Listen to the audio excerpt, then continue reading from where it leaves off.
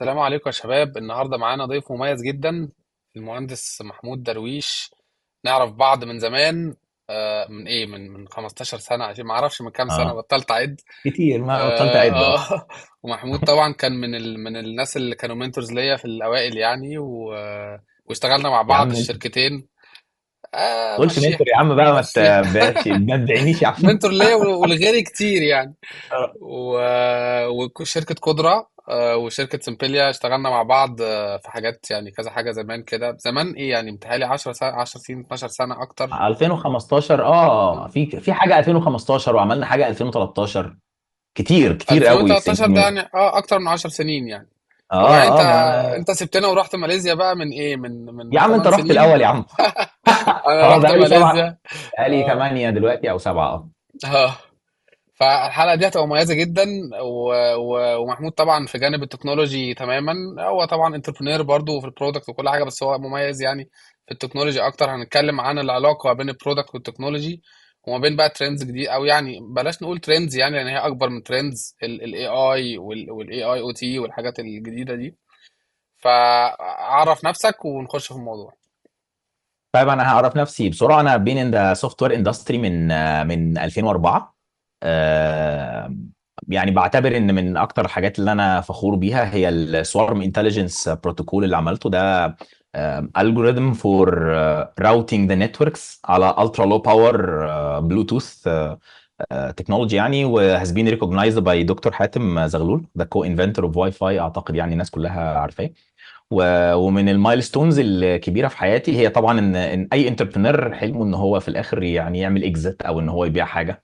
فاي واز لاكي انف ان انا ابيع بارت اوف ذا بلوتوث تكنولوجي لشركه في الفار ايست.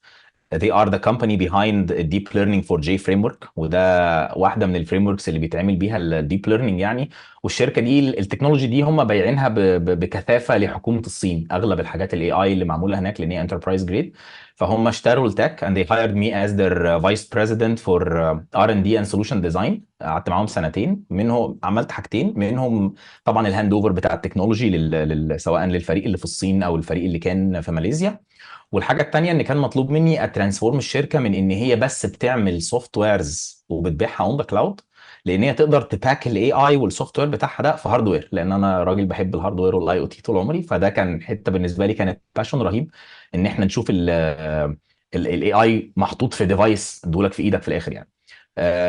على الجانب الاخر اي واز لاكي ان انا امنتور اكتر من 200 شركه في ال 15 سنه الاخرانيين، ستارت ابس في كل المقاسات يعني. بس طبعا انا ببقى انترستد اكتر في الشركات اللي هي في الايرلي ستيجز، والحته بتاعت البيفوتنج وانهانسنج بقى، ازاي ننهانس الار او اي وفايندينج برودكت ماركت فيت والحته دي. واي واز لاكي برضو ان انا في بعض الشركات كان عندهم تكنولوجي جاب، فدي هاير مي فور شورت تايم، يعني مثلا من 3 ل 6 شهور از ذير انترم سي تي او. بعمل ايه دلوقتي انا؟ زي ما انا ده التكنولوجي كوفاوند، ده تكنولوجي فاوندر فور خضره اللي هي بقى اسمها هيكس اي او لما نقلناها ماليزيا. و... وانا سي تي او لشركه دي اكس 1. دي شركه متخصصه في الجنريتيف اي اي. و... وفخور ان انا واحد من عضو في حاجه في ماليزيا هي بيسموها الديجيتال اكسبرت نتورك. دي جهه حكوميه بتهير بعض الاكسبرتس عشان يعملوا 3 حاجات. بنراجع مناهج الجامعات سنويا، ودي حاجه يعني انا اتمنى ان انا اشوفها عندنا في مصر. وممكن نتكلم برضو فيها بيعملوا فيها ايه هناك. وبعدين لو في اي ستارت اب شغاله في تخصص بيجيبوا لها حد من الديجيتال اكسبرت نتورك يعمل لهم تكنيكال اسسمنت، تكنيكال بادجيتنج، نساعدهم في القصص دي. واخر حاجه لو الشركات اللي بتقدم على جرانتس من الحكومه بتعوز تكنيكال ابروفل، فحاليا الاي او تي ابروفلز انا مسؤول عنها يعني. في مم. بس فده كده بسرعه يعني انا بعمل ايه في حياتي. موضوع آخر وانا حاجة مبسوط قلتها ان دي. انا ايه. آخر حاجة قلتها دي انترستنج جدا، يعني موضوع الديجيتال اكسبرت نتورك. اه وهم حاطين جايبين فيها اكسبرتس غير ماليزيين. جايبين فيها، بي... هو مش فارق معاه الاكسبرت اه، ده مش فارق معاه. منين، المهم ان اه، هو عارف، يعني هو عارف في القصه المهم ان هو بتاعته. ان هو فاهم. المهم ان هو اكسبرت اه. بالظبط. اه. والله بص، هو انا الحقيقه التجربه بتاعت الديجيتال اكسبرت نتورك دي اتعلمت منها حاجات رهيبه يعني، لان مش عايز امم. اقول لك هو كل اللي بنقابلهم حيتان. يعني انا امم. ما فيش بقى حد جوه مشحوت في الحته اللي هو جاي فيها. امم. فانا اصلا من الحاجات اللي نفسي جدا تو جيت اكسبوزد، بس هم يعني مش سهل خالص ان انت تاخد منهم اي بروسيس. مم. انا عايز اعرف how did they build this network. يعني انا لو عرفت اجيب الطريقه البروسيس مم. دي، اتمنى مم. ان احنا نعرف نعمل حاجه زي كده. لان احنا مثلا لما رحنا نراجع مناهج، انا شفت واحد يعني بيوبخ واحده، طبعا الاسيويين مؤدبين جدا بس مم. توبيخ يعني شديد اللهجه، ان ازاي الكلام ده السنه اللي فاتت، مم. ازاي الاقي حاجات ريفرنسز 2017 لغايه النهارده في الكتاب وست كانت محرجه جدا يعني. فانا كنت مش عايز اقول بقى. في فرق في سرعات. اه بالظبط بالظبط. وحته انك تراجع على المناهج، يعني ان هي تبقى موافقه للحاجات اللي في السوق، او الحاجات الموست ابديتد او الكلام ده، ولا ايه اللي بتراجعه ولا ولا والله المعلومه بص، صح؟ هم بيعملوا، انا اول ما رحت كنت سالت السؤال ده، انت عايزني اه. اراجع عامل ايه يعني، اه. اشوف صح اه. وغلط وكده. فقال لك بص، هم دلوقتي في جامعات كتير في ماليزيا، منهم مثلا اي بي يو، من اكتر جامعه يعني اكتف في القصه دي.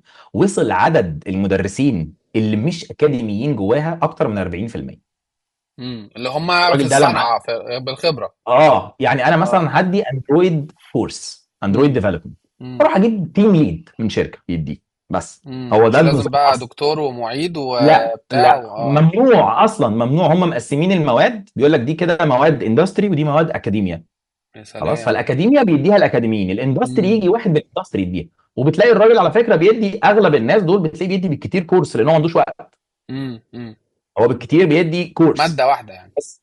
ما هو بيجي يدي الحته اللي هو بيشتغلها، ماده فهو واحده اه. بيشرح وبعدين قال لك هو ده اصلا بيسهل علينا موضوع المنهج ده، احنا بنديله امم. ايه الاوتكمز ونسيبه هو يشرح.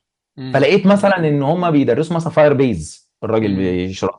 لقيت فان فاير بيز يدخل الجامعه دي بروسس معقده، ان حد يشرح حاجه زي كده. دي فاير بيز تكنولوجي بتاعت كروس بلاتفورم، عشان تعمل يعني منها كلاود ومنها عشان امم. كلاود بتاعت جوجل يعني، وليها قصه كده عشان الموبايل ابس وبتاع. بس انا قصدي ان هو ما هواش منهج اكاديمي، ده من الاندستري حاجه يعني. عمليه. فالشاب من دول بصراحه يتخرج يعرف يشتغل في اللي بقى الحقيقي. والله هقول لك على حاجه، هو انا برضه اه. عشان ما تبقاش الدنيا ورديه قوي، هو انا شفت الخريجين، والخريجين ما هماش احسن حاجه برضه ستيل يعني، امم. برضه بيطلع لسه الموضوع محتاج.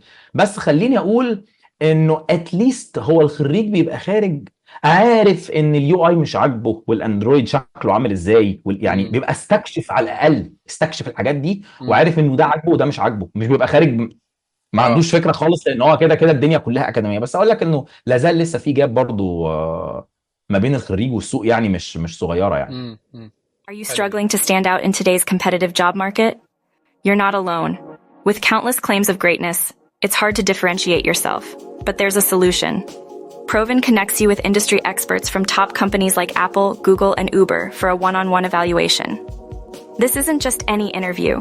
It's a deep dive into your skills and potential. The result? A detailed report and a professional profile hosted on Proven. With Proven's evaluation, your application rises to the top. Our profiles and reports serve as powerful testimonials to your capabilities, making you a preferred choice for recruiters. But it doesn't stop there. Proven not only helps you land a job, but also understand your strengths and areas for growth, paving the way for ongoing career development. Top companies regularly seek out our highest-rated talents, offering direct job opportunities that bypass the usual flood of CVs. Ready to fast-track your career or hiring journey? Visit Proven's website and become part of a community that values true talent. Join Proven today. طيب انت شايف الدنيا مولعه بقى، اي اي وشات جي بي تي وجيميناي، انا عارف انت بتحب الحاجات اه اللي ناحيه جوجل اكتر، جيميناي ومش جيميناي وبتاع. ايه الدنيا بقى؟ اديني والله بقى كنا بنحب كده. جوجل، كنا بنحب اه. جوجل زمان قبل ما يتعوجوا علينا يعني، اه. عشان هم حاجات هنخش في الدي جوجلينج لا بس دلوقتي. انت بس بتحبهم تكنيكالي، مش انا بحبهم مش كبرودكتس مش يعني، سياسيا كبرودكت. اه. ما قبل ما قبل اه. ده، بس ما نقدرش نحطهم جنب الحب دلوقتي يعني. بس ايوه. خليني اقول لك بص، هو طبعا انا بحب ابدا دايما بانه الحته بتاعت اللارج لانجوج مودلز دي، الناس شافتها دلوقتي، بس هي موجوده بقالها شويه. مم. موجوده بقالها شويه زمان يعني، الناس معتقده ان النوع ده من التكنولوجي بقاله سنه. مم. لا، هو مم. فرقع بقاله سنه. مم. هو ما بقالوش سنه. ويمكن من الحاجات اللي لما بقولها للناس بياخد باله، هو انت اول شات جي بي تي عرفته 3، اه صح. والنهارده 4. فين 1 و 2؟ صح. كان فيه بس ما كانش. هنتكلم في هو ليه ما المعمل فرقعش يعني. برضه الموضوع. اه كان في بس المعمل. خلينا نقول ان مم. التكنولوجيز دي عند مرحله بتدخل زي ما بنقول الارض زراعيه ودخلت كردون مباني كده، بتدخل اه. كردون ديستراكشنز مم. بس. مم. لحظه الديسربشن هي اللحظه اللي كونسيومرز كلهم بيبداوا يشوفوا ان هي مفيده، او ان هي انا ينفع استخدمها في حاجه، مم. فتبدا تظهر بقى، يبدا يظهر لها بقى القصه. ويمكن من الحاجات يعني انا ده اول ديسربشن احس ان انا مش تايه فيه. انا حضرت مم. 2 ديسربشنز قبل كده. اول ديسربشن داس على وشي لان الواحد بيبقى لسه جديد اه. وطبعا للاسف اللي داس على وشي فيه وانا بعتبر ان انا فاتني القطر فيه، يعني هو ديسربشن الاي او تي نفسه مم. اللي مم. حصل في الفتره بتاعت 2000 من 2013 2015 كده. صعود رهيب بقى للالترا لو باور والحاجات الديفايسز اللي بينفع تقعد على البطاريه 5 سنين وبتاع. مم. والقصه دي الواحد ما كانش مدرك هو المفروض يروح فين. بس انت كنت شغال في الحاجات دي تاني من قبلها. ديسربشن انا كنت شغال فيها، بس انا اه. ما كانش عندي استراتيجي. يعني اه. انا بالنسبه لي انا كنت عارف، بس هو فجاه بقت الناس كلها بتتكلم في الموضوع. يعني هو هو ده الموضوع كان الديسربشن. موجود از تكنولوجي بس كانش موجود از برودكت في السوق. احنا بنبيعه من 2009 اه، ما بس انا الناس ما انا مش اعرف مركزه كده. معانا. اه. يعني هقول حاجه، دي اكس 1 مثلا شغال من 2019، امم. وبيع على فكره الاسامي كبار، بنوك كبيره وناس كبيره في مصر بتشتغل، بتعمل جين اي وزارات. اي. لا مش جين اي اي، كونفرزيشنال اي اي من 2009، اه، بس ما حد كونفرزيشنال، من اوكي. 2019 اسف، بس ما حدش اصلا مركز مع الموضوع. ففجأة كله خد باله بقى، ايه ده احنا ايوه عايزين لان البتاع ده. 2019 اه. 2019 كان الديسربشن بتاع البلوك تشين، الناس ما كانتش فاضيه للموضوع ده. ايوه ايوه. صح. الناس كانت بتتكلم في انه احنا هنشيل اي داتابيز ونحط مكانها بلوك تشين، اي حاجه خلاص، عشان هو ده اه. دلوقتي. خدنا يلا الفتره دي نعمل ما اعرفش ايه بالبلوك تشين، يلا نعمل كوبايه ده زبادي بالبلوك ايوه تشين، يلا بس. نعمل اي حاجه بالبلوك تشين. ايوه. بالظبط، بس اه. هتوكنايز اي حاجه. فهي اه. الفكره برضو ان برضو البلوك تشين ما ظهرش في 2019، البيتكوين موجود من زمان جدا جدا. 2019 ده كان يا دوب الناس خدت بالها. امم. فانا البلوك تشين هقول ان هو كان ديسربشن ما اذانيش، بس انا ما عرفتش استفيد منه برضه. انا اتفرجت انا عليه. متهيألي ان ما حدش استفاد منه غير هما البيتكوين بس، يعني الكريبتو كارنسيز بس. يعني في اي حاجه والله اشتغلت بالبلوك تشين انا ما شفتش. هو ما هو الايثيريوم هو هو والبيتكوين. هو لسه برضه البلوك تشين انا شايف ان هو بدري، لان هو طبعا الطرقعه بتاعت البلوك تشين كانت مصحوبه باليوفوريا اللي حصلت في الكريبتو كارنسي اللي هو ابلكيشن على البلوك تشين. امم. فالتكنولوجي اللي ورا الموضوع ده، بس كانت ساعتها ايه، هو ده الترند. فانا بس امم. بشبه الاي او تي 2000 اه. 2013 2015. يعني احنا 2009 لما كنا بنبيع الكلام ده كنا بنقول عليه كونكتد امبيدد سيستم. حتى مصطلح اي او تي ده كانش كان موجود كويند على امم. الورق، بس ما كانش كويند في دماغ الناس. انك كنت تروح بتقول تقول عليه لحد ايه؟ اي او تي يقول لك احنا كنا بنقول عليه كونكتد امبيدد سيستم عشان كونكتد. اه. نشرح للناس. يعني اه. احنا اه. بنعمل البي سي بيز وبتاعه، كان عندنا المصنع، وبعدين كنا بنكونكت الكلام ده على الانترنت، فعايزين نشرح للناس، فالناس امم. عارفه الامبيدد سيستمز دي المصطلح اللي الناس عارفاه، فانا بقول امم. له كونكتد امبيدد سيستم عشان انا عايز اشرحها له. حتى كلمه امم. اي او تي ما كانتش دارجه قوي مش ساعتها. دارك. اه. فطبعا دلوقتي جين اي اي هو الكلمه امم. الطرقعه، وكل الناس وكل الناس شايفه ان ده الديسربشن و امم. فالديسربشن بيخلي ناس كتيره انترست، بس هو بيعمل حاجتين مهمين قوي يعني امم. للستارت ابس محتاجين يبصوا عليه. هو بيرفع سقف طموحات الكاستمر اه، بعد ما البتاع يحصل ده disruption. بيعمل سحر، فانا حبيبي متوقع اتصرف بقى بقى انت، اه. انت معاك اه. انت معاك دلوقتي اتصرف. يعني انا اه. حتى اذكر ايام يعني لو ناخد مثال عشان الناس تعرف. يعني انا عايز الناس تعرف تتخيل هو الجين اي اي هيتحرك فين فيعرف يتحرك صح. هو امم. دلوقتي الاي او تي، تعالى ناخد مثال سهل قوي. في 2009 2010 كانوا اكتر تو ابلكيشنز هوت. خلاص، الرينيوبل انرجي، انك تركب طاقه شمسيه. عندنا احنا في قدره حتى ده اللي كان بيبيع يعني شغل امم. الطاقه الشمسيه، والتراكنج، جي بي اس امم. تراكنج بقى بتاع عربيه، جي بي اس تراكنج بتاع عربيه بالظبط. نقل، مش عارف ايه الحاجات دي. خلاص طيب، التراكرز بتاعت الجي بي اس مثلا كانت غاليه جدا. امم. يعني كان التراكر الجي بي اس اللي بيركب في الاتوبيس او ده ما كانش جهاز رخيص في امم. 2008 و2009. جي بي اس كان جهاز غالي. امم. ايه اللي حصل في 2013 و2014؟ حصلت كذا طفره في كذا موضوع من غير ما نتكلم في تفاصيلها التقنيه، يعني على مستوى الشيب ساتس ومش عارف ايه. المهم ان التراكرز دي حصل بقت فيها ارخص. طفرتين. اه. سعرها نزل من مثلا $500 و1000 للديفايس ل 100 و150 دولار. امم. والبطاريه بقت ينفع تشتغل شهر وسنه وخمس سنين بدل ما كنت محتاج تشحنها كل يوم. امم. الحاجتين دول حصلوا. طب امم. ده ايه اللي حصل هنا؟ اللي حصل هنا ان سقف طموحات الكاستمر ضرب في السقف. امم. يعني انا ما بقاش بقى ان انا عايز اتراك بس العربيه، لا تراك لي بقى كل حاجه، تراك لي الديفايسز الصغيره، وتراك اه. لي اللابتوب. سقف طموحاته عالي. امم. وبعدين بدا يقول طب انا عايز التراكر ده يقعد 10 سنين امم. البطاريه. عايزه يقعد 5 سنين، سقفه عالي. المشكله بقى التانيه غير رفع سقف طموحات الكاستمر، هي ان انت بيخش لك نيوبيز كتير. التكنولوجي امم. بتبقى سهله، نقول عليها ان هي ديموكراتايز. يعني امم. ينفع احنا مثلا كنا في قدره عندنا شواحن بتاعتنا، كنا عاملين احنا البورد اللي بتشحن بطاريات الليثيوم ويقدر امم. يديتكت نوع البطاريه كنا عاملين شغل كتير. طلعت امم. بتاعه كده ب 4 $5 مش عارف $10 بتعمل كل حاجه صغيره امم. كده. ففجأة بقى في ناس ولا ليها في أي موضوع بيجيب البتاع دي ويركبها، يعمل سولوشن أرخص وأصغر ومور إفيشنت امم. عن السولوشن اللي أنت تنين فيه ده. امم. هتكمبيت بقى معاه إزاي الراجل ده؟ امم. يعني هتروح فين؟ ف... فدول الحاجتين اللي أنا شايف الديسربشن يعني مين اللي بيعمله؟ إن هو بيقوم رافع يعني سقف التوقعات. يعني النهارده اللي هيبدا اللي اوريدي عنده برودكت وعايز يدخل فيه اسبكت الاي اي، او اللي هيبدا برودكت اي اي جديد، ايه الحاجه اللي يبص عليها، او ايه الحاجه اللي ياخد باله منها؟ أنا رأيي إن دايما أول فترة في أي ديسربشن بتبقى مشكله ان البرودكت مش كوميرشالي فايبل، هي اكبر مشكله. اه، ان مش هو ان في اسمه اي اي، بس هو ما فيهوش فاليو الكاستمر العادي اللي في الشارع عايزها. يعني مش بالظبط. هيفيدني انا كيوزر في حاجه. انت اه. بتبيع له الكابابيلتي اللي انت مبهور بيه. انا مبهور بيها عشان هو عارف يعمل حاجات كتير، بس اه. انا استفدت بقى. انت فين الفايده؟ امم. الغلطه اللي بشوف الستارت ابس بتقع فيها ان جوه الديسربشن بيبقى هو بيحاول يدخل في الار ان دي بتاع التك نفسها. امم. وده مش صح. الستارت ابس اللي بتعمل الار ان دي بتاع التك نفسها ده، دول بنقول عليهم ديب بوكيت كومبانيز. ده واحد معاه اوكي. فلوس 7 سنين من غير ما يكسب.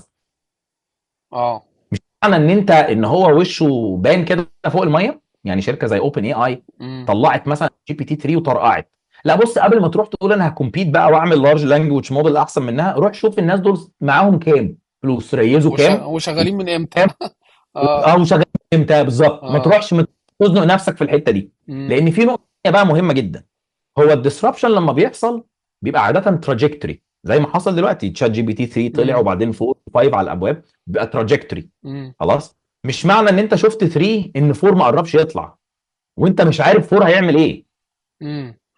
غالبا اللي بيحصل ان هو مثلا بيجي عند 3 وبالارقام كده بس عشان نتخيل الموضوع. يعني عمل ريسيرش وعرف يطلع 3.7 او امم. 3.5. هو فعلا طلع حاجه اعلى من 3 بشويه. 4 امم. هيدخل يقوم دايسك مموتك. بس شفنا شركات كتير بقى ايه ماتت في الحته دي. امم. يجي نفس القصه حصلت ايام الاي او تي. بلوتوث 4 اول ما نزل ده كان بدايه الالترا لو باور تراكنج. امم. الناس ابتدت تالف. ففعلا عملنا احنا شخصيا، انا بحكي لك بقى قصتي، احنا امم. عملنا وبقينا شايفين ان احنا اخترعنا لاننا عملنا حاجه ما كانش البلوتوث الستاندرد بيعرف يعملها. يعني الديفايس البلوتوث بتاع قدره بيعرف يعمل كده، واي ديفايس ستاندرد لا. امم. بعدها ب6 شهور نزل 4.1 في بقى اكتر من اللي احنا عاملينه، بس خلاص وبقى اللي انت عملته ده اوبسوليت. امم. المشكله هنا فين بقى؟ المشكله ان الويندو ما بين ان انت صرفت وانك تلحق في ماتيريالايز بروفيت على الصرف ده، الويندو دي بتبقى ضيقه قوي جوه الديسربشن. اه. فانت بتقوم حارق الفلوس وبعدين بينزل برودكت تاني يدوس على وشك ينيبل عم عبده اللي قاعد تحت، اللي اصلا اللي عنده بتوع ار دي ولا عنده اي حاجه، يعمل اه. برودكت اقوى من البرودكت بتاعك بكتير وارخص. امم. انا نصيحتي للناس النهارده، لا بص، هو انت خش فكر شات جي بي تي يعرف يحل مشكله مين النهارده؟ مش شات جي بي امم. تي، ال امز. لان النهارده في كلود وفي جيميناي وفي ال امز امم. كتير. امم. لارج لانجوج تعرف تحل مشكله مين وابنيها له. ده ابرك لك من يعني انت ان انت استغل التكنولوجي في برودكت بيحل مشكله عند يوزر. ما بالظبط. تعملش تكنولوجي، ما تنفذش انت التكنولوجي اللي موجوده. اه.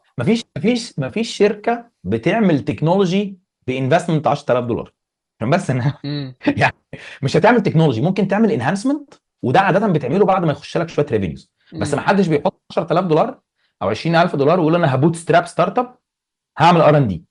امم. الار ان دي اصلا الار واي بتاعه من 3 ل5 سنين. امم. امم. انت الران واي بتاعك نص ساعه. فين هتبقى فين 5 سنين؟ يعني بتبقى انت الران واي بتاعك 6 شهور سنه. امم. فانت محتاج تكوميرشلايز بسرعه. امم. فانا الناس تعمل ايه؟ الناس تركز على تشوفي نفسه هيخدم انهي سيكتور. امم. دايما بنشبه الايرلي التايم بتاع الديسربشن باسهل حاجه الناس تعرف تفهمها، يعني انترنت سنه 99. مم. اي فكره ساعتها كانت فكره جديده. مم.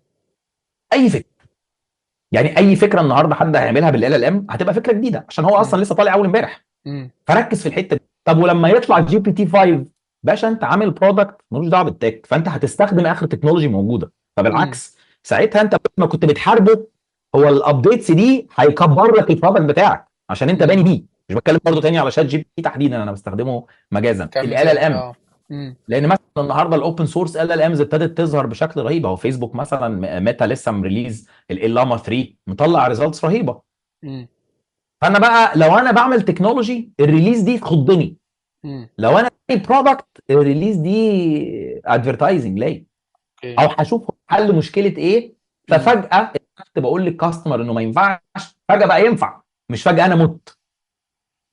فانت محتاج تبقى ادابتابل بسرعه وتبيفوت بسرعه، تشوف فين اليونيك فاليو بروبوزيشنز والارياز اللي انت الجابس اللي انت تقدر تفلت من غير ما تخترع العجله يعني.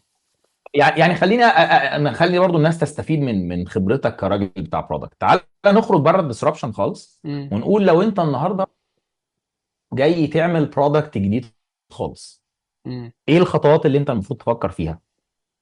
يعني انا عايزك إيه اكبر تبسطها كده المشاكل؟ للناس وانا لا. اقول لهم ايه اه. الديسربشن ازاي. يعني الاول هتختار اندستري معينه مثلا، وبعدين تشوف ايه اكبر مشاكل في الاندستري دي موجوده دلوقتي، وايه اسهل طريقه تقدر تحل بيها المشاكل دي بسرعه. ميك سنس كده؟ انا عاجبني قوي ان اول حاجه بدأنا فيها هحط كده اندر الخط اه. تحتها ايه المشاكل. ايه بروبلم المشاكل بالظبط؟ اه. ستيتمنت بروبلم. طبعا.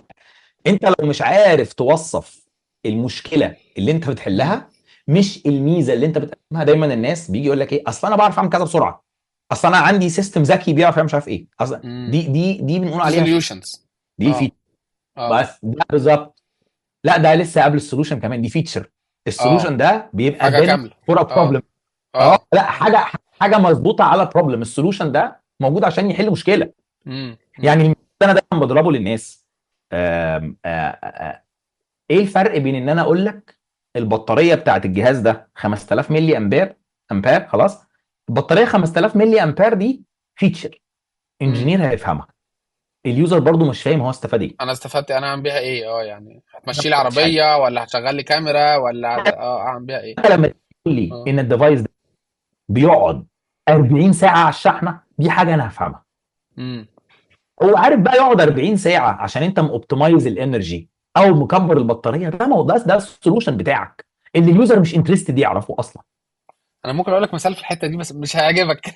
الفرق بين اعلانات ابل ابل لا وسامسونج. بالعكس.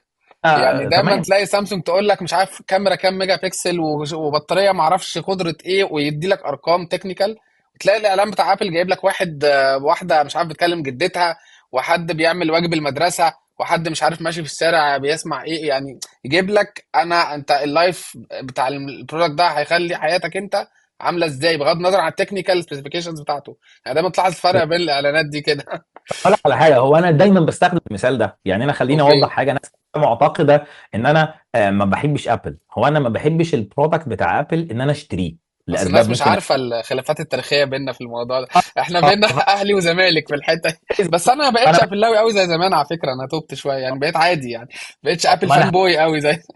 بص، اه. هو انا دايما بقول انا مشكلتي مع ابل ايه. انا عشان راجل بستخدم لينكس، فانا لما مثلا اروح اه. اشتري لاب، فارق معايا انا هشتري هاردوير ايه. اه. يعني انت هتديني ادفانسد يوزر انت هتديني يعني. هتديني بروسيسور نوعه ايه وهكذا خلاص. اه. اه. ابل مش بتدي اكبر فاليو فور ماني، بس امم. هي بتدي اكسبيرينس. فانا كراجل بتاع تكنولوجي هو مش هيبقى مريح ليا. ايوه. ولكن انا دايما لما بناقش اي شركه فروم برودكت برسبكتيف دايما بروح على المثال بتاع ابل. امم. يعني بالعكس، ده هو انا دايما حتى المثال بتاع البطاريه ده ابل انا امم. غشه من. يعني في مثال تاني برضو. لعبه دايما ابل بتلعبها امم. خلاص، والناس على فكره بتتريق عليها كل سنه في الموضوع ده. وانا امم. شايف ان هو استراتيجيه ذكيه جدا، الناس ابتدت تغشها منه. اللي هي ايه؟ البني ادم عدو ما يجهل. دي امم. طبيعه بشريه. لو اديتك حاجه انت عارفها بتبقى مستريح لها نفسيا عن الحاجه اللي انت ما تعرفهاش. امم. عشان كده ابل بتتعمد ان التشينجز بين الريليزز تبقى دايما قليله جدا. امم. الايفون الجديد هيبقى شكله مش مختلف قوي عن الايفون القديم، هغير حاجه صغيره امم عشان انت زال تشعر ان انت متعود عليه. هو ده الايفون اللي انا ما اختلفش كتير. ما انت ما اه. تقعدش بقى بتاع جديد. امم خلاص سامسونج ابتدت تاخد بالها، سامسونج طول عمرها كانت بتخلي بالها دايما ان الريليز يبان شكله ان هو جديد، ايوه امم في ريزيست، هروح بقى الاقي ايه جوه.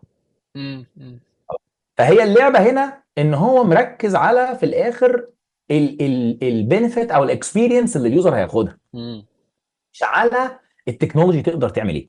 امم والحته اللي ابل شاطره فيها قوي ان هي بتقوم واخده التكنولوجي، الطفره اللي امم حصلت في التك، خلاص، وتقشرها من كل ما هو تكنيكال، امم وتلبسها حاجه احنا نفهمها، اليوزر اللي في الشارع يفهم هو بيقول ايه. امم دايما هو بيركز على البيعه بالطريقه دي. امم فانا لو خدت المثال بتاع ابل على ال ام، ما تروحش للراجل تقول له اصل اي كان بروفايد نمبر اوف توكنز اكتر من ما هو عارفش يعني ايه توكنز اصلا. امم هو مش فاهمك، هو مش فاهم انت بتقول ايه. انت عايز تقول له ده يعني هو يقدر يعمل ايه، يقدر يعمل لك ايه في الاخر؟ اه. يعني هو هيعمل ايه؟ قول له بقى بص اصل انت قبل كده كنت بتحط تكست بس دلوقتي تقدر ترفع فايل، امم افهمك. اه اه انا بتقول ايه دلوقتي كده فاهم انت إيه؟ انت عملتها ازاي؟ ده موضوعك. ما تقوليش اصل انا امم السولوشن بتاع ده الداتابيس بتاعته مش بتكلاستر.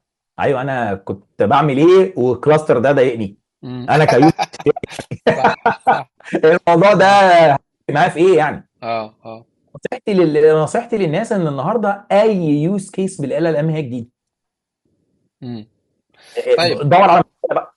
احنا عايزين يعني عايزين شرح مبسط للناس الغلابه اللي زي حالاتي. ال ام هنحاول نفهمها، وجين اي اي يعني ايه ال ام، وايه الجين اي اي، ايه العلاقه اللي بينهم ولا هو مش بينهم علاقه، وايه جين دي يعني ايه جين اي اي. عايزين نفهم الليله دي بشكل بسيط، ماشي يعني ماشي طب لمستوى الطالب البليد. ماشي طيب. جن اي اي دي ده اختصار جنريتيف اي اي، وده اوكي. الويف بتاعت الاي اي اللي بيقدر يجنريت كونتنت. يعني احنا قبل كده كنا الاي اي بيقدر يريكوجنايز باترن، يعني تعلمه امم ان هو لما يشوف كده يعرف ان ده حرامي، اما يشوف كده يفهم ان العربيه بتسخن. امم فكان بيقدر ديتكت باترن، يعني ما يشوف حاجه شبه اللي هو اتعلمها يقول لك دي زيها. اه. فده الجيل اللي كان قبل على طول الجين اي اي، كنا بنشتغل كده زي اوكي. الديب ليرنينج نيورال نتوركس والكلام ده.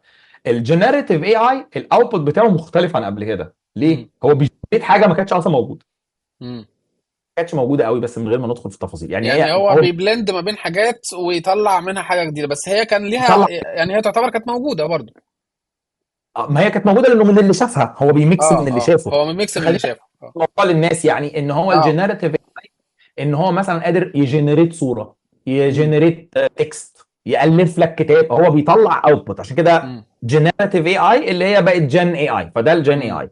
امم اللارج لانجويج مودلز هي جزء من الجنريتيف اي اي اللي قادره امم ان هي، لان اللارج لانجويج موديل هو ببساطه برضو من غير ما ندخل في تفاصيل كتير، هو موديل ضخم جدا للغه.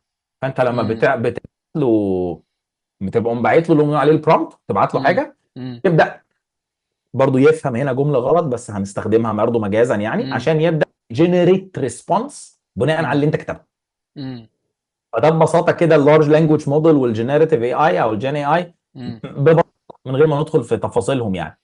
وطبعا ليهم بقى استخدامات كتير، بس هي النقطه المهمه اللي برضو ممكن نقولها ان الجزء بتاع الجنريتيف اي اي او ال ام، اللارج لانجويج موديل، يعني من مشاكلهم الموجوده دلوقتي ان هم بروسيس اكستنسيف وباور هانجري. يعني هو بيعوز بروسيس تقيل، بروسيس امم بتشتغل على جي بي يوز. يعني ممكن مثلا الناس تدخل تريسيرش هو شات جي بي تي 3 عشان يطلع، خلاص، ان اوبن اي اي استخدمت كام كارت انفيديا، امم شغلتهم وقت قد ايه، دول بكام، ودفعوا امم كهرباء بس امم الحاجات دي عشان عشان الارقام دي. يعلموا، عشان يعلموا عشان الموديل. مش عشان يدولك، عشان يطلعوا بس. اه اه. هتلاقي ارقام يعني انا كبير. هسيب الناس تدور، بس هو مش هيطلع 50,000 دولار يعني هتلاقي ارقام ارقام كبيره يعني. اه طبعا طبعا.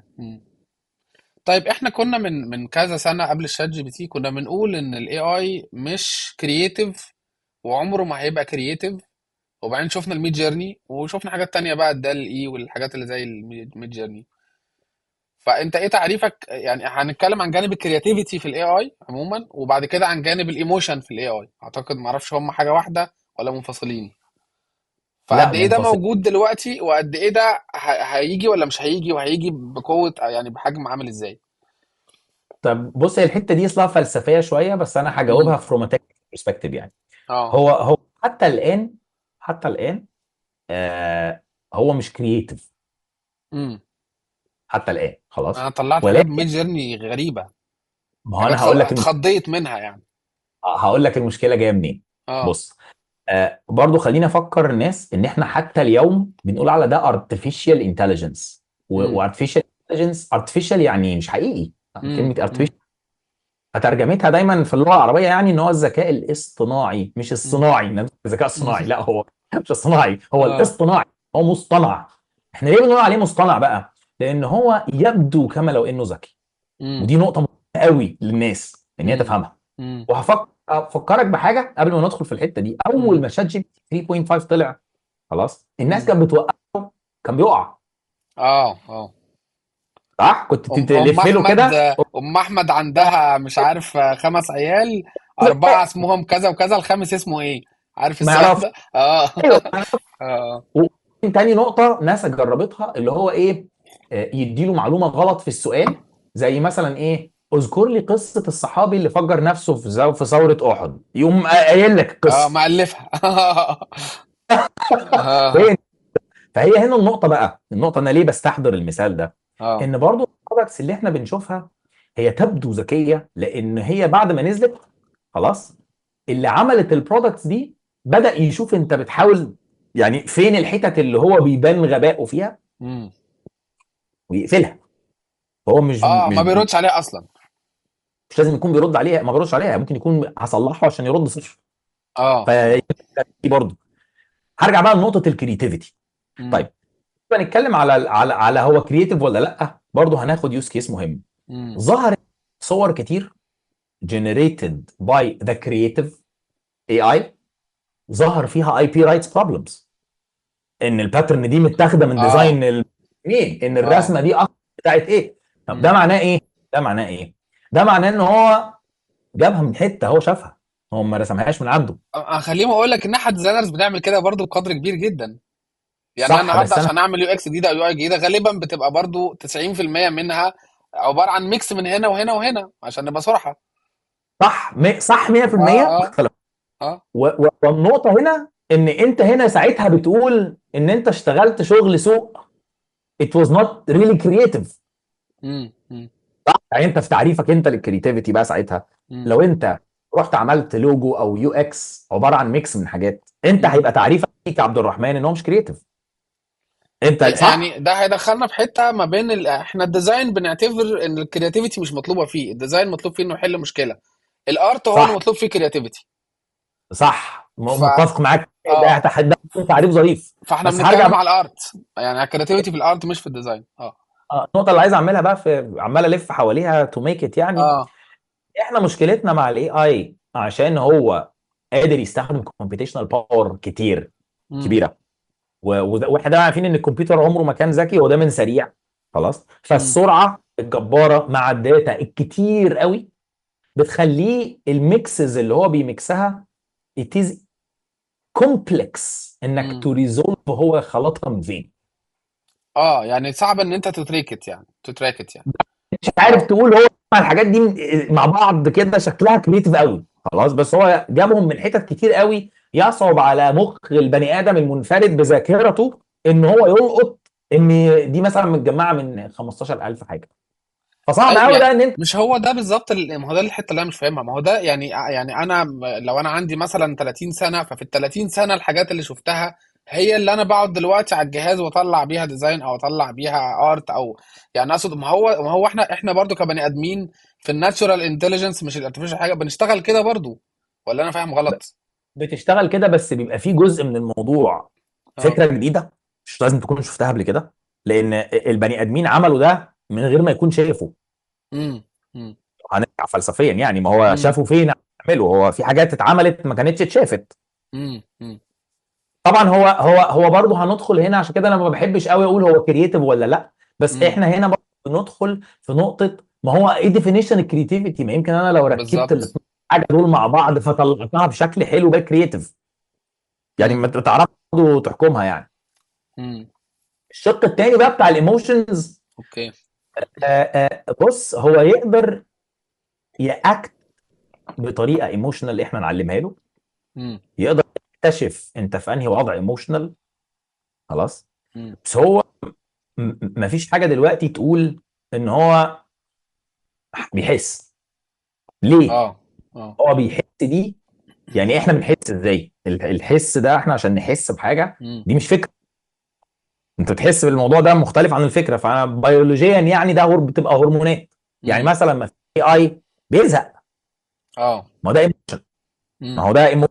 هو عشان ينفع بقى يسيميوليت الزهق ده انا مم. ممكن اخليه يعمل ان هو زهق، ان هو بيزهق اه، بعد 3 يقعد يتأفف بقى وبتاع حل. وكده. اه. بس هو مش هيزهق لوحده، انما هو اي كائن حي بيزهق. اي اه. كائن حي، جبت قطه مم. وحاولت تاكلها 3 مرات وتسحب منها البتاع هتسيبك وتمشي. مم. مش محتاج ان هي تتفرج على 70,000 قطه لما حد حاول ياكلهم يعني هي اه. تعمل لها كده ايوه ايوه. خلاص. ف هيقدر بقى يروح هناك ولا لا؟ ما اقدرش احكم يعني. بس اللي انا اقدر اقوله ان هو هاي لايكلي خلاص ان التراجكتوري بتاع الاي اي مم. يبدا يقرب قوي من الناتشرالنس، ان انت تبقى في الاخر مش قادر تحكم اه. هو حقيقي ولا لا. بس عشان هو يعني فعلا هو كده كده مش هيحس اكشولي، بس هو الفكرة ان هو بيمثل انه بيحس، وقد ايه بقى التمثيل ده هيبقى طبيعي واكوريت. ايوه ده ما اللي هو احنا اصطناعي. بنتكلم فيه. ده هو اللي اصطناعي. احنا عايزينه للناس، بس هيبقى بقى ايه كواليتي اوف الاصطناعيه دي هتبقى اه. حرفيه يعني. اه. اه. والحته التانية اللي الناس يعني ساعات برضو بتحس من كتر الافلام اللي بتاع الترمينيتور ومش عارف ايه وغزو العالم والحاجات دي، الناس يمكن مش فاهماها ان الاي اي ده ما عندوش اراده. يعني هو ما عندوش الويل او الاراده ان هو يحتل العالم اصلا، يعني او ان هو يعني يعمل اي حاجه وات ايفر ايه هي. والله هو ما عندوش اراده، بس انا هقول لك هو ايه يعني يعني انا الناس عارف تقول ان لك هي كلم الاي اي وقول له بليز وبتاع عشان لما يحتل العالم ما يضايقكش وحاجات كده. عارف الاحساس ده؟ لا، هو انت هو لو ضايقته مش هينتقم منك عادي، على فكره مش هيتضايق. بس انا عايز اصدم الناس دي بحاجه تانية انترستنج. اه. يعني هو اغلب الاي اي مودلز ما عندهاش ميموري، فحتى انت لو كنت محترم مش هفتكرك. اوكي. كده كده هتداس. مش هتحل المشكله قوي يعني. ايوه. بص هو الاي اي مش مشكلته، هو مش مشكلته انه عنده اراده. امم. هو مشكلته فين؟ السيميوليشنز طلعت ان الاي اي بيبقى عايز في الاخر يحل مشكله خلاص. امم. هو في الاخر عايز يحل مشكله. امم. فالمشكله ان الناس لما عملت سيميوليشن ايه اللي جاب الفكره بتاع الترمينيتور والحروب وبتاع مش عارف ايه. امم. هو البني ادم باي نيتشر ناس بتزق بعض ويدفعون بعضهم بعضا امم. وحروب فهو انت لو انت حطيته واديته الاخبار والصراعات وابتديت تسيميوليت هو هيبقى عايز يحل. امم. فهو بيوصل للحل فين؟ ان هو محتاج كنترول اكتر على سبب المشكله اللي هو حضرتك. ما انت امم. تضرب وتسرق وتكسر عشان كده مثلا واحده في بعض السيميوليشنز اللي قال له لو انت حكمت العالم هتعمل ايه في الانسان، قال له هحطه في جناين مفتوحه متصوره عشان ما يضرب ما انا يضايقش عشان بعض. انا كنترول. اه. فهو النوع ده من الريسبونسز هو اللي خلت الناس تتخيل انه الاي اي هيروح ويكنترول العالم امم. وترانسندنس وترمينيتور وافكار كتير يعني راحت امم. من الحته دي. هو امم. في الاخر انت حطه عشان يحل مشكله، فهيحلها ازاي؟ المشكله بقى ان يعمل عندها ستوكاستيك، ما تعرفش هو هيعمل ايه عشان هو امم. ما فيش جوه else if فانت مش هتعرف تتريس وتشوف امم. الاحتمال الفلاني ده هو هيروح فين. م م امم. م مش هي دي يعني. Are you struggling to stand out in today's competitive job market? You're not alone. With countless claims of greatness, it's hard to differentiate yourself. But there's a solution. Proven connects you with industry experts from top companies like Apple, Google, and Uber for a one-on-one evaluation. This isn't just any interview. It's a deep dive into your skills and potential. The result? A detailed report and a professional profile hosted on Proven. With Proven's evaluation, your application rises to the top. Our profiles and reports serve as powerful testimonials to your capabilities, making you a preferred choice for recruiters. But it doesn't stop there. Proven not only helps you land a job, but also understand your strengths and areas for growth, paving the way for ongoing career development. Top companies regularly seek out our highest rated talents, offering direct job opportunities that bypass the usual flood of CVs. Ready to fast-track your career or hiring journey? Visit Proven's website and become part of a community that values true talent. Join Proven today. طب انا لما بتعامل مع الشات جي بي تي بحس بمشكله. انا ببقى عايز افتح سيشن، لو انا مثلا عملت سيشن للمنتورشيب مثلا او لحاجه معينه، فببقى عايز ان انا الكلام اللي بقوله يفتكره، يعني يتعلموا، فبضطر ان انا افضل جوه نفس السيشن ما غيرهاش. وبحس ان انا لما الموضوع يزيد بينسى اللي قلته له في الاول. يعني انا مثلا اه لو انا ناس بتبعت لي اسئله مثلا وانا بجاوب عليها، فبديله ده، او بقول له مثلا اكتب لي جواب، ف... فبيكتب جواب، فبقول له لا ده انت هنا ممكن تقول الحته دي، فبيفتكرها، ولما يجي لي لما ابعت نفس السؤال تاني يبدا يدخلها في الكلام، وبيفضل كده شويه، وبعد شويه بحس انه نسي الحاجات القديمه حتى لو انا جوه نفس السيشن. ف... يعني انت اتكلمت عن الميموري بتاعه الاي اي، فهل الموضوع ده ممكن يتحسن عن كده؟ لان هو لو فضل، يعني لو انا بستخدم شات جي بي تي بكثره رهيبه جدا، فلو هو جمع كل اللي انا بقوله في كل السيشنز على مدى بقى السنين، ولو الموضوع ده بقى فات عليه 5 سنين 6 سنين، هيبقى فعلا عنده ميموري قويه جدا للي انا يعني عن اسلوب انا في التعامل مع الحاجات، وهيبقى اسهل ليا بكتير بعد كده التعامل معاه. فليه ما فيش الحته دي؟ طيب ده سؤال ظريف قوي. خلينا مم. خلينا نشرح حته صغيره كده. شات جي بي تي ده ابلكيشن بيستخدم ال ام. يعني مم. شات جي بي تي مش ال ام، مم. هو بيستخدمه جزء منه يعني. مم. خلاص. ال ام قولا واحدا هو ما عندوش ميموري. يعني مم. ال ام ده مكنه تدخل لها حاجه تقوم رد عليك، في تدخل لها ساعتها حاجه ترد بس عليك. ما عندهاش اي ميموري خالص. اه. طب هو ازاي بقى بيبقى عنده ميموري لما انت تكلمه؟ مم. طيب الويب شات اللي انت شايفه ده جزء من شغل الفرونت اند والباك اند، ان وانا ببعت له السؤال الاخير بتاعك ابعت له الكونفرزيشن اللي فاتت تاني. اه اوكي. فهو لازم خلاص. يروح له كل الحاجات في مره واحده. فدي نقطه. تاني نقطه، هو شات جي بي تي تقريبا مش عارف اخر 10 او 20 رساله ده اللي هو مم. بيبعتهم، فهو مش بينسى. اه. مش هيبعتها اصلا. خلاص، يعني هي اه. مش هتروح. طيب لو انت مثلا بصيت على شات جي بي تي دلوقتي هتلاقي مم. ان ظهر في الاوبشن بتاع انك تترن ميموري اون. فانت ينفع تديله اوكي. حاجات، اه. والحاجات دي هو ما بينساهاش خالص بقى. ده اه بقى حاجات اوبشن. معينه مش كل الحاجات، يعني تقول له دي هتقول له بقى افتكرها. افتكر دي، فيقول لك دي اه. انا حطيتها. خلاص. اوكي. طيب اه. الميموري دي كده الابلكيشن بتاع شات جي بي تي، مش مم. مش اللارج لانجوج موديل. الابلكيشن هياخد المعلومات دي عشان اذا انت سالته سؤال وهو حس كده ان اللي انت بتتكلم فيه ريليتد لحاجه من دول، مم. هيجيبها ويحطها ويدخلها لل ام. مم. مم. عشان كده دايما بنقول هو انا ما بحبش طبعا اقعد ابيع الحاجات، بس هو مثلا احنا في دي اكس 1 احنا بنعمل ايه؟ مم. احنا عاملين بنقول عليه الراج. خلاص، ممكن الناس مم. تدور عليه يعني. مم. ان انت في الاخر محتاج سيستم يجمع الداتا عشان يقرر هو ايه اللي المفروض يروح لل ام دلوقتي عشان اه. يجاوبك صح. هو اوكي. ده اللي هي دي الفكره. انت بقى مم. رافع دوكيومنتس مثلا، مديله 200 دوكيومنت وموصله على داتابيز وموصله على يو ار ال بيقرا منه وموصله على مش عارف، موصله على 500 حاجه. انا مش مم. هينفع ادي كل دول لل ام. عشان كده بندخل اوكي. على حاجه هنا اسمها الريتريفل. الريتريفل ده اللي هو انت لما تتكلم، مم. اول حاجه انا محتاج اعملها اشوف من اللي انت قلته ده which pieces of information I should retrieve. بنقول عليه ريتريفل اسمه كده. انا اه. اروح اجيب. مم. فالريتريفل وحش والال ام كويس مش هيجاوب كويس برضه. مم. والعكس، لو الريتريفال كويس فانا جبت المعلومات اللي مم. فعلا ريليتد اللي انت بتقوله، بس ال ام غبي مش مم. هيعرف يجمع الكلام ده مع بعضه عشان يرد. مم. فدي فاللي انا حته فاللي انا بقوله للشات جي بي تي ده مش مرتبط. يعني لو انا قلت للشات جي بي تي معلومه، اللي جنبي مش هتوصله المعلومه دي. يعني هو اللي احنا مسميه ماشين ليرنينج، معرفش هو ايه بالظبط، ده في حته بعيده عن الشات جي بي تي اللي احنا بنستخدمه. يعني هو مش بيتعلم مني انا. طب بص، اصل ده الموضوع مجموعه من معقد. اه هايله. ماشي. بص، ماشي.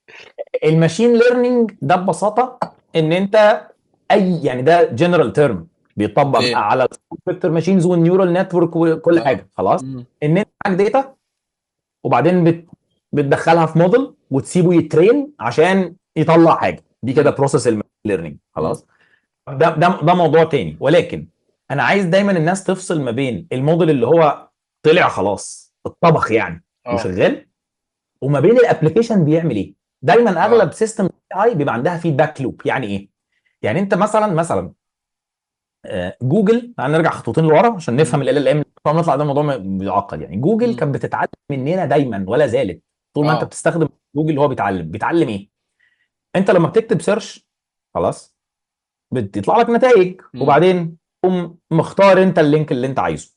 انا عايز الناس تجرب حاجه ظريفه جدا. لو استخدمت اي براوزر من اللي هم يعني مش بوليتيكلي، فايرفوكس مثلا، امم. ورحت اللينك بتاع جوجل وقمت عامل كوبي يو ار ال، مثلا انت دورت على انفيديا دوت كوم، فطلع امم. لك واخد بقى ايه كوبي اللينك ده، ما دوستش عليه، امم. مش هتلاقيه رايح على انفيديا دوت كوم، هتلاقيه رايح لجوجل برضه مع اه انه مكتوب هتلاقي. كاتب اوكي. لك انفيديا دوت كوم.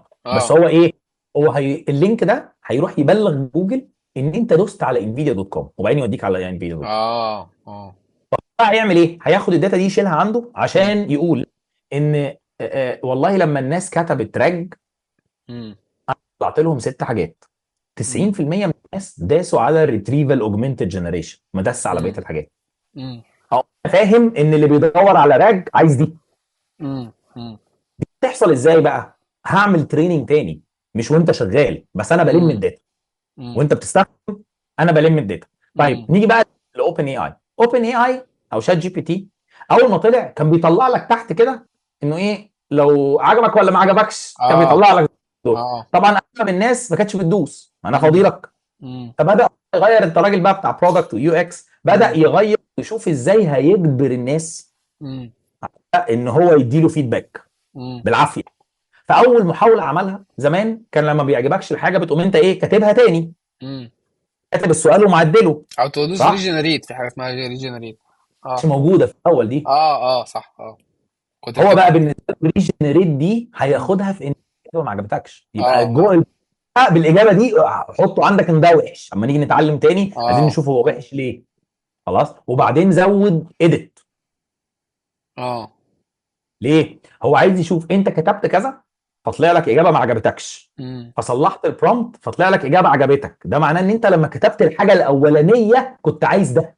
اه. اللي طلع في الاخر انا هلم انا الداتا دي امم. واخدهم عندي، كل ده هلمه واخده عندي، عشان وانا بترين الجي بي تي اللي بعده او بترين الموديل اللي بعده، او امم. هنزل ريليز جديده من ال 3.5 ما امم. فيهاش تكنولوجي جديده بس الداتا بتاعتها احسن. اه يعني ده بيتعمل مره كده كل فيرجن، مش لايف على طول. في سيستمز بتعمل ده يعني لايف على. كونتينوس، اه. بس مش ده، مش عايز ادخل في تفاصيل قوي، بس بس هو انا. في الاخر تفهم ان هو ايه، الداتا بتاعتك اه. بتبقى انونيمس، مش انا امم. اللي انت بتكتبه ده مش هيجي لي، امم. بس هو هيروح في حله كبيره يطبخ كله عشان يطلع موديل جديد. امم. ده البروسيس بتاعته.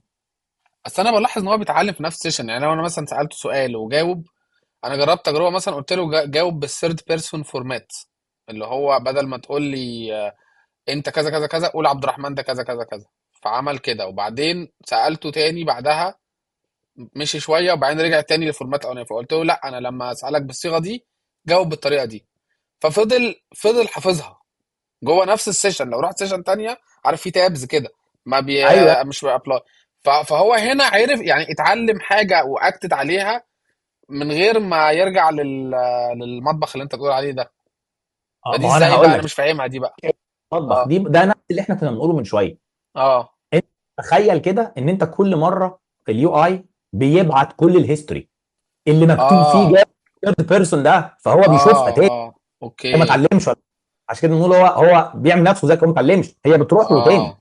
اوكي. لغايه احنا مثلا قلنا مش عارف اخر 10 ولا اخر 20، امم. ففي السؤال 20 ما راحتلوش، دي اللحظه اللي نسي فيها اللي انت اه اللي فكرت. نسي فيها، ففكرته تاني فبدأ اه. اه. اوكي. ده اللي يحصل، لكن هو امم. ما بيتعلمش ولا حاجه، هي رايحه له، هي امم. بتروح له. امم. طيب احنا موضوع الاي اي وموضوع الشات جي بي تي ممكن نتكلم فيه كتير جدا، بس انا في تو توبكس ما اعرفش الوقت، لو انت عندك وقت يتسع ليهم. موضوع العلاقة ما بين البرودكت والتكنولوجي تيمز، وموضوع الكارير باس بقى بتاع نتعلم اي اي، نتعلم ديفلوبمنت، الشغلانة هتموت الشغلانة هتعيش. التو توبكس دول